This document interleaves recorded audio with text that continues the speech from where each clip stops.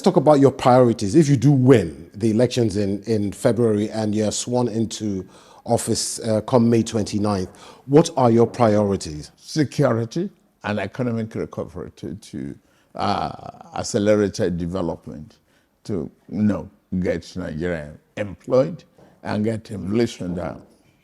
Monetary policy needs to be changed. Subsidy needs to be decided upon and removed. Security is a big problem for many Nigerians. And I remember in this very room in 2015, I asked President Muhammad Buhari when he was campaigning about that issue. And he said, well, we know what we're going to do. We know what we're going to do. The problem still persists. What are you going to do specifically? It actually reduced. I would defend him for that. Then 17 local governments and about 4 states where we have flags of foreign jihadists in Nigeria. That is no more. That is long gone. To start a chaos is easy. To bring normalcy and redecorate is more difficult. Here we are. Buhari has degraded, but not completely eliminated ISWAT. Then we talk briefly of lethal weapons and ammunition and technology equipment that could help accelerate the cleanup of those people. The West is yet to feel comfortable enough with the Buhari administration to sell us the arms. Do you think that will change? That might change with you, or will that change with you? It could change. It might not change, but we have to look at alternatives, and those are the mass recruitment of individuals in a volunteer army to really clean up. So, more people in your military forces, security forces, so to speak, as you said during your speech downstairs. Now, I just want to move away from that because I realize we don't have much time. There's also the issue of, Nigerians have lived under this Buhari administration for 8 years now, almost 8 years. Some would say this 8 years has come with a lot of pain and a lot of suffering. You are coming from the same perspective as President Muhammad Buhari, and you're members of the same political party. You helped bring him in to office nearly 8 years ago. What are you going to do different? Why should Nigerians be voting for you? Because I'm different. I am Bola Tinubu. I have governed Lagos. I've built a model state that could be a country on its own. I've led an administration that is so prudent.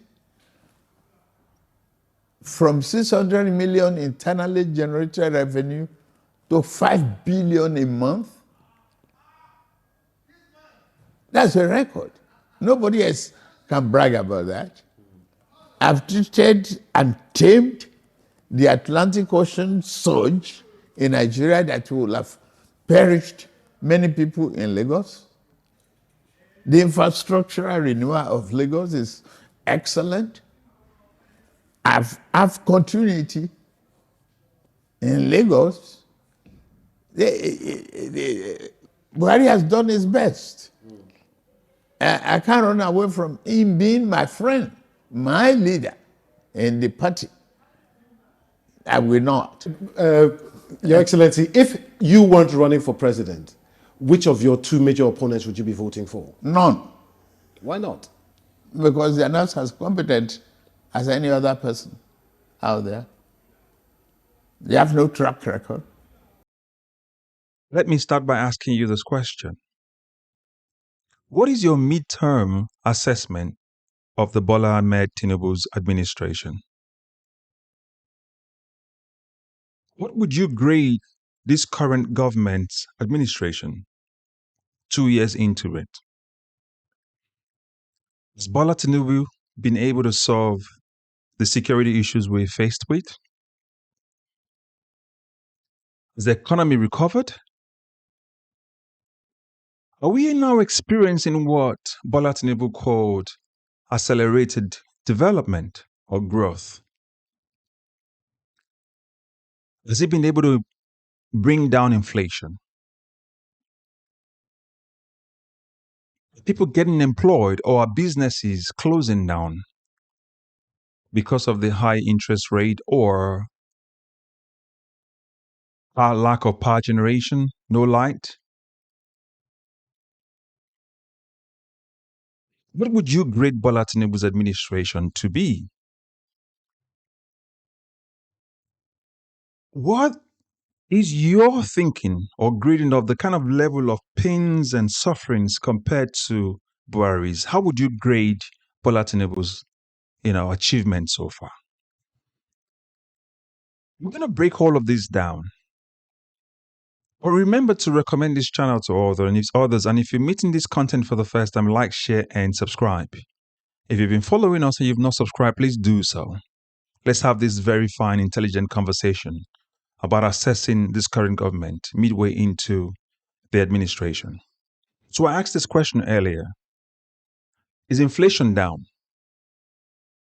I want the economists in the comment section to help us more and clarify.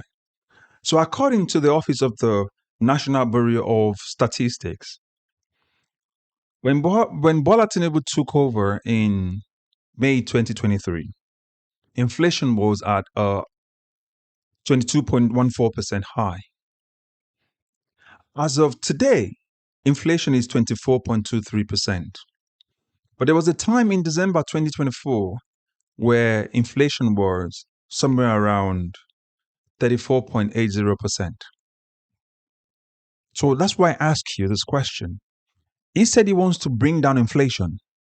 Has he been able to do that so far? Are Nigerians now better off under this Bola Tinubu's administration compared to his predecessor Buhari? Because we're comparing APC with APC right now, so it's apples for apples. What has Bola Tinubu done differently that is different to what Buhari did? There was corruption, rife corruption under Buhari's administration, and there's a lot of it in the Bola Tinubu's administration. So what has it done differently? Are Nigerians really better off? No, let's focus on you listening now. Are you better off today under this administration than you were under the Buhari's administration? Is your family now better off than they were before? We talk about security. He mentioned that under the Buhari's administration, he brought it down because within around 4 states and about 17 local governments, there was foreign flags of jihadists. So we now know that our government understand that these people most likely are not Nigerians. So why have they not dealt with it? He said the West were not comfortable, selling weapons to a Buhari's administration. Have they now become comfortable? Because what we see is that so many more states are now bedeviled and plagued with insecurity, killings by bandits and terrorists. We're talking about Zamfara, we're talking about Borno, we're talking about Benue State, we're talking about Kogi State, we're talking about Yobe State, and even Plateau State and Edo State. I mean, we're all aware of the latest killing that happened in Benue State and Plateau State. So that's why I ask, are we now better off? Can we now travel our roads without being afraid of being kidnapped or killed? And people are getting killed and their body parts used for, organ transfers and black markets and stuff like that in Nigeria today. So I'm asking, what has it done differently in terms of security that Buhari did not do? As a people, we have to be able to grade our government. Because remember when Bola Tinubu left Nigeria 19 days and there was killings in Nigeria, he didn't make a statement. As a matter of fact, he hasn't even visited those places where these killings happened. And in their press statement, they said he was going to do a working visit and a reflection of his administration so far and what they need to do better. And they're going to assess he's going to assess his administration. We cannot leave it in the hands of this government to assess themselves, because if they do so, they will create themselves fine. So I'm asking you, How would you grade this administration? Has it done well by Nigerians? Has Bola Tinubu been able to accelerate the growth, the developmental growth in Nigeria? He talked about his monetary policies. What would you say about his monetary policies? Is it one where we're borrowing monies and then piling up the debt of the nation, and then we're using those monies borrowed for intangible projects, just as Senator Ali Undume mentioned? I'm just only reflecting on the issues that he raised and the interviewer asked him about what he would do differently to what Buhari did. He said he is Bola Tinubu and that he is different and that he built a modern state. Did Bola Tinubu really build Lagos? He said he had continuity. Is it the fact that he set up a system where he can continue to reign over Lagos even after he's left and be the godfather of Lagos? Remember when even Wike mentioned that he will not let River State be governed by a godfather like it is in Lagos, but he's now being governed by that same godfather? Is that a system? He said he built the system of continuity. That's what he meant by that. So we're looking at all these policies. You know, I said to people a lot in this channel. I said we talk about policies, real life issues that is affecting every one of us. Our bread and butter issue, what you eat, how much you pay to buy the things that you eat. These are the bread and butter issue. Now, you know, we borrowed our democracy from America. And every of the things that we do exactly the same thing. Almost the same thing, by the way, if I may say. But during this midterm, they do an election where, apart from the president, every other elected official go through this process of midterm and they reassess them. Oftentimes, when the government is so bad, there's a bloodbath in terms of election. That's what it's called. Since we cannot do that sort of system, all we have is an assessment. That's why I'm asking you, when you go through this midway of this assessment, what would you think he has done that he needs to do differently? What would you think would you say it deserves another 4 years? If you look at the IMF and the World Bank's forecast for Nigeria recently, it's bleak. They obviously confirmed, as are the people borrowing money to Nigeria anyway, they obviously confirmed that the policies ain't working. So for all of the Bola Tinubu supporters and all the obedient supporters, I want you to chip in here. Bola Tinubu mentioned that he's the better candidate to Atiku and Obedient, or San Obi, rather. 2 years into the administration, would you say that analysis is right, or his take on his efficiency or his qualifications better than Peter Obi's? After all, he built Lagos, as he said. So what would your assessment be? All of these questions are the things we use to grade the government. How would you grade this government? Excellent, pass, fail? What would it be? Would it be an F9 or what? These are the kind of questions we need to ask. Because as we approach 2027, these are the kind of decisions we will need to make when you have conversations with others. This is the kind of questions you ask to shape the answers you get so that the people will understand. Now, I understand people are paid to check on social media to, chip in and say, keep quiet, shut up, this is the best government. I want to ask all of you, if you think this is the best government yet, what have they done to deserve that sort of credit? Listen, you and I did not steal Nigeria down. We did not rule Nigeria to this level. We have not been the leaders. We have not corrupted the nation to this level.